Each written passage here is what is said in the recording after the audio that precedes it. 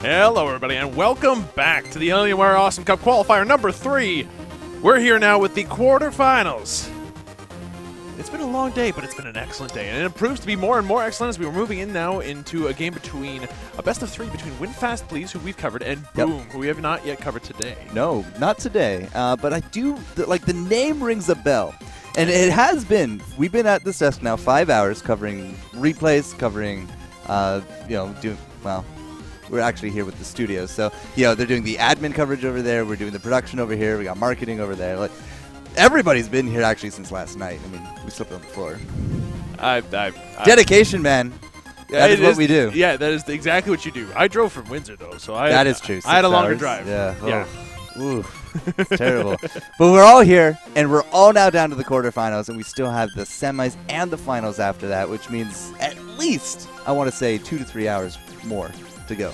Well, those 2 to 3 hours are a long-term goal. What we're looking at right now is a best-of-3 between two teams, which promise to be a very interesting one. Their first match going to be on Aiguillon. Jerks. More purple! More purple. Let's see the picks. So we've got Win Fast Please running Genji, Coco, and Sentry, which, let's be honest. Didn't we just see that? Yep. One. Yeah, one. And on Boom, we've got Coco, Genji, and Na. Didn't we also just see that? Yes. Yes, we did. So what stands before stands again now, except for Na's need to be in this game is a bit different than it used to be. Like, it's Na's weird in Aiguillon. It works. Well, I'm actually going to just stop you there because those are actually not the right picks. Those are not the right picks? No. So what are the it right will picks? be Leon, Ted, Skoldir up against Froggy G, Scoop, and Skoldir. Oh. So, yeah, that's, so we're just going to ignore that graphic, and we're just going to go right into the game. Sound good? Yeah, it sounds fine by me. All right, and here we go. All right. Party started. It's a quarter past. Actually, no, it's right on 5 o'clock. Never mind. It's right so on here we 6 are. o'clock. Yeah, well, cheers. So Aiguillon, we all know and love it. Let's move right along with the picks and who's playing them. We got Hee on the Lee-Hee-On. We've got Ted being played by Mr. Fridge. And then finally, we got Mabel playing Skoldir. I have a feeling that we've seen this before. On the blue team, we got Paolo being played by, Scoop being played by Paolo. We've got Frog being played by Blau. And we've got Swiggins being played by Kaio. Kaio-Ken. Times 2. Either way, yeah, so not those previous picks. These are definitely a little bit more unique, but we have been seeing quite a few of these characters all today. Mr. Fridge, if I recall, this is the Hamburger Ted build. This is the Hamburger Ted build that I remember so well. He's also dead. Yep, and he's also dead. But out comes the double hamburger shots. So, yeah, he's going right back into his trademark build that we remember seeing run before. He's already got the double airstrike on the Frog, picking up dash, NATO, a little bit of extra damage and piggy bank. The Scoop also picking up piggy bank in both base abilities, but the piggy bank so far not turning into anything. Leon picking up tongue and the life steal sword, and Skoldir picking up base abilities as is the Swiggins. So right now it's pretty much base abilities with a couple of with 2 rare exceptions, both being on the red team. Mr. Fridge and Hee picking up the unique upgrades in this case. Yeah, so again, like looking at that double airstrike, that's going to turn into double hamburger phone a little bit later, which does, kind of act. We've seen a lot of Genjis, we've seen a lot of Voltars, well, we've seen a lot of Skoldirs, and that was actually a very quick double kill going the way of Boom. My goodness. So Mr. Fridge, if he can get those hamburger phones, like that's going to be the health for his team. But I'm actually fearing that they're not even going to get that far right now. Well, right now it's not looking very good. 2 minutes in, and they've already given up 3 kills, unfortunately. Mr. Fridge trying to get some airstrikes, working up on the top end, but he missed both of them, unfortunately. The red team is slowly coming back into the lanes, and I don't know. Like, right now, that was just really an unfortunate start. They are behind, but they can come back from this. They just need to spend some time farming or get off a good throw with Mabel. If Mabel can get a good initiation, which would be heavily helped by having an invisibility upgrade, if they can get the invisibility, that could really help. Ooh, Law taking a lot of damage. Yeah, well, he took the first airstrike, but he's able to actually dash out of the second one, which is really good for him. But that leads us to an engage on the top. He is actually going to be the one to drop. Mabel is actually not looking so healthy here either, and the Frog a little bit too close to the wire there, and the Frog is the return kill. The Solar, however, was picked up by his teammates because it was the tower kill. But still, 3 minutes in, we got 5 kills on the board here for Boom. That was an almost team wipe for them. Yep. And they're just going to start now pounding on top of this tower. It's a very strong early game for them. It's a very powerful statement right at the beginning, and they are going to aim to do like as much early game as possible. By the look of things, they've got Frog going straight into Hammer Pants and Ninja Worms. That's a lot of early game damage right there. You have Swiggins going into damage and the stun on his grapple, and you have Snare Duration and Twisted Lance already being picked up by the Wraith Lord Scoop. So they've got really powerful upgrades already out of the gate, and they're going to use them. Mr. Fridge goes down, and now it's He's turn as he's running away. He's not going to end up getting bursted though, since all the cooldown, since everything was still on cooldown. But He now taking a hammer. Then the damage comes out with the anchor and the sword. He's going to have to run home as he gets very badly wounded. So, yeah, I was about to say not to discount the upgrades that the red team has going for them as well. Mabel has the rubber ducky now. There's now stealth on the Leon, and the machine gun damage is starting to come out for Mr. Fridge. Yeah, but what can they do 2-on-3? That's the big problem here. And well, there goes one. You know, Hey is gonna just actually, you know, skin of his teeth get out once more. But we're seeing repeatedly 3-man gank into a kill, into a 3v2 that we cannot seem to actually reset. Win Fast Please has lost his last fights at 3v2 almost consecutively, which is definitely bad. Like, it's 7-1, and it's showing. Like, it's just. It's really good pacing. It's like really well played out of blue team. Like, yeah. Boom is playing excellently, but it's really to the, like, I'm not sure exactly who to play. They're playing well, but it seems like the red team is also just getting caught out in these fights. And a lot of that has to do with the Swiggins. I think so. It's too. a lot of this is anchor initiation. Anchor or a hammer into one or the other. The Frog comes in just like this. All of a sudden, all of your hit points are gone on these bigger immobile characters. Like Ted is a big slow guy. He's the American hero, but he's not out of it slowly. yet. Out comes the punch. Paolo going to end up going down. Now Blah taking a bunch of damage. He gets killed, so that's going to be 2 kills for the red team.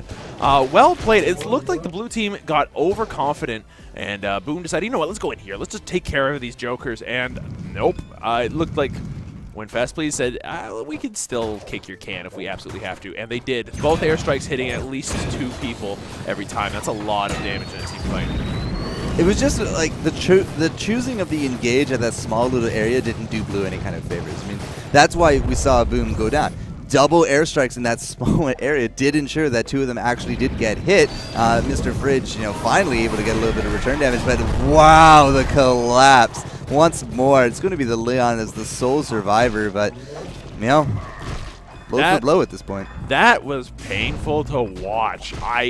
It happened so fast. They were down to the bottom area, perfectly happy, then all of a sudden people drop down from the middle and instantly surround them, dash through them, NATO'd on one side and Bindings on the other. Like, the dash making that sandwich, I mean, that sealed the deal for the 2 bigger character models here. I mean, so far, Leon's been getting out because he's small, he's slippery, he has invis, but Ted, not so fortunate. Bigger character model, kind of slow. Same here with Mabel. A lot of small areas are not doing them any good. Blah getting super overconfident on that one. Yep, he ends up getting picked off by a couple of shotgun shots and well-placed stun punches. We got Snare Quake being picked up by Mabel as well, and that's going to be incredibly helpful against the Frog and his squishy self. He finally going down to some applied pressure there. So for the 3rd time, actually, not finally, it's happened again.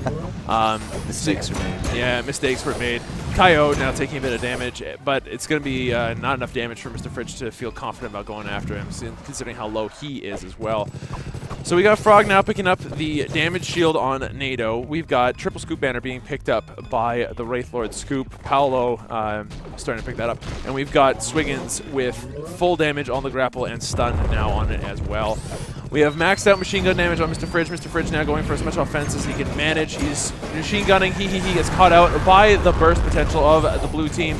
Blue team now going to go and get Mr. Fridge as well. Frog's going to have to back off. He's quite low, but Mabel's the only defender left.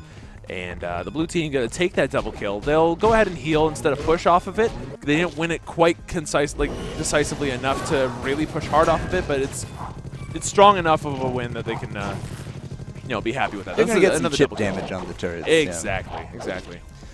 So just you know, you get off this anchor, and unless you can insta-give it, which we are really not seeing, you're going to have a bad time. And right now, Boom is up 12-4 in 8 minutes. Almost every kill has either been an initiation or a hammer, like engage into the full-blown wombo. This is actually, I think, perhaps the first time we're seeing a team from right out the bat accomplishing their wombo. And it's a powerful wombo combo to boot. Like, they have 2 stuns now between Frog's dash and Swiggins's grapple.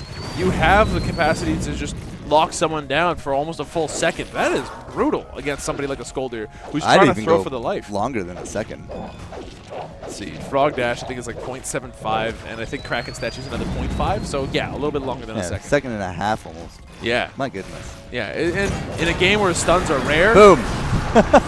Yep, that was grapple into dash into pain. Yep, and that's exactly what we're seeing here at time and again. Even like on the splash, Mabel just gets absolutely decimated. You know, for a big tanky character, it's not keeping those hit points very well, and that just leaves us with the Leon, who has to just invis and run away almost every time. Or he dies. Or he dies. Yeah, sure. He dies. He's died 3 times. Yeah. 4 times. That's not good for them. So right now the blue team is kind of working with a slight advantage. They are pushing, okay, a slight advantage positionally, but in terms of solar, they are sitting on a massive one. We've got 2 members on the red team who are still sitting under 1,000 solar. Vlad taking a lot of damage. He's going to end up going down to a well-placed shotgun out of Mr. Fridge. Now he looking to maybe pick up a kill on the Swiggins, who's now running away, and he's not going to end up finding it. Instead, he's going to find creeps and possibly death if he's not careful. He goes invisible though, so he should be okay. He'll get out of there just fine. Paolo looking to land a hammer, and he does. Mr. Fridge now pretty low, and yeah, everybody's going to back off. So that was a good pick off that they needed. Oh, he looks like he's going to go down. He does. Scoop is going to end up getting the kill with his sword, but I'm pretty sure that's involves some combination of hammers and or anchors landing on the poor thing's face. Let's not hit that one. Yeah, let's not hit that. So hammers, anchors, dashing, oh my. It's burst central over here on the blue team.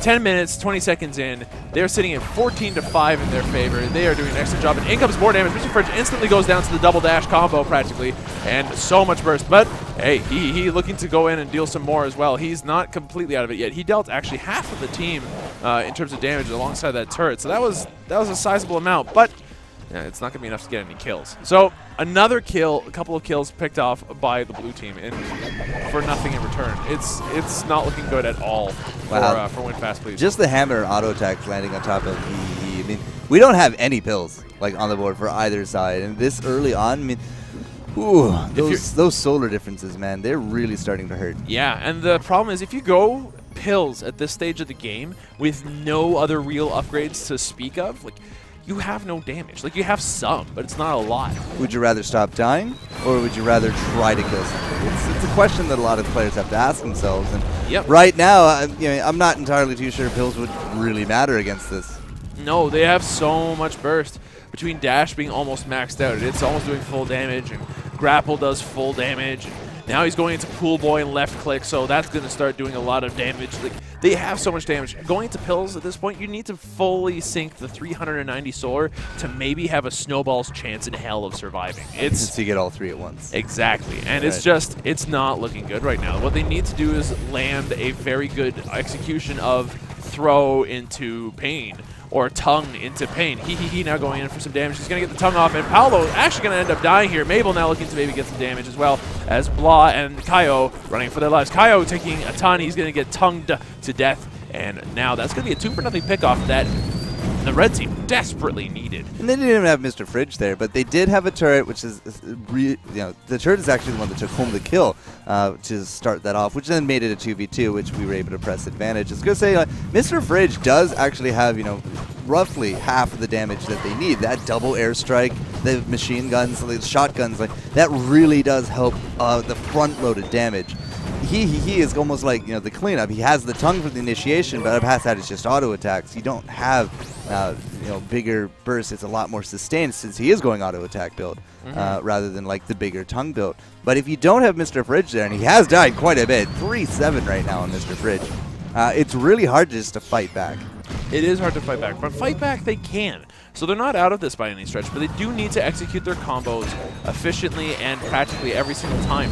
And right now, that's double airstrike. It's going to hit He for a lot. He needs to back off. Blah is also going to need to back off alongside Kaio. So the two teams are going to bounce off each other, but that was still in favor of the blue team as Paolo still very much alive. They're going to end up securing the invis as well, so that could be a huge problem later on. And Mabel going a little bit too close to the sun. He played way too risky there and ends up getting picked off. He'll be out of the picture for at least another 20 plus seconds.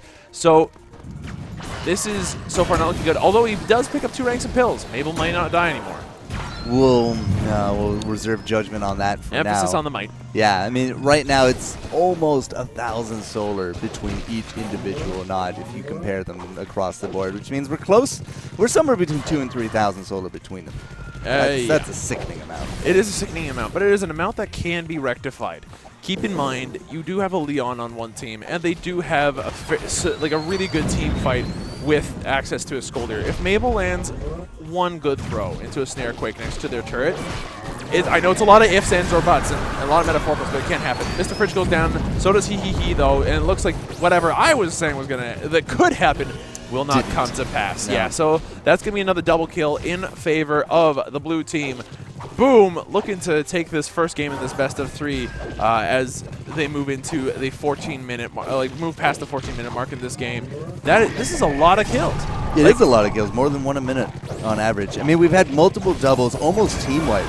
Oh my going back and forth. And yeah, double pills, you're right. It's not any pills. Well, it's just the amount of burst plus I'm stunning you, so you're going to die. Like, they've got the Kraken statue, they've got Froggy stun, and then they have Boombox. Like, he doesn't even feel like he needs to go tweeters to have that variety in terms of initiation. He's perfectly content to follow up on the Swiggins every time and just dash after the grapple. They stay stunned forever. It's long enough that he can just dash NATO and kill anything. Even Mabel, who's sitting on 2 packs of pills. It's impressive, to say the least.